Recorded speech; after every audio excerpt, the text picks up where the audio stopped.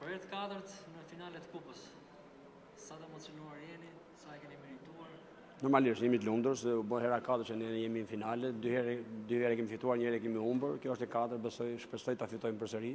Megjithatë jam shumë i lumtur edhe për vetë çuna sepse vinim nga 2 humbje në kampionat dhe nuk është se ishim mirë nga ana morale, ndoshta po kemi punuar gjatë gjithë javës me çuna nga ana psikologjike që të ishin tek thellët dhe lunin qetë.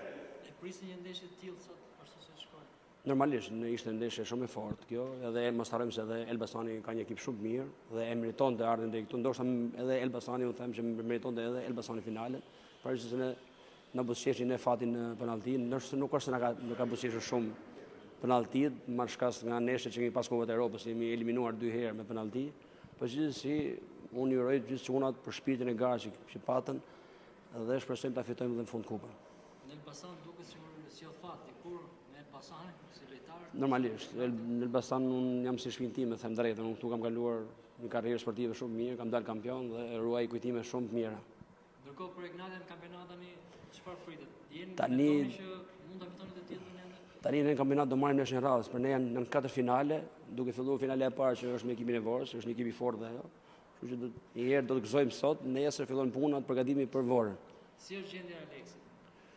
Jo, Aleksi pat një kontraktim, por tani është mirë, nuk është keq.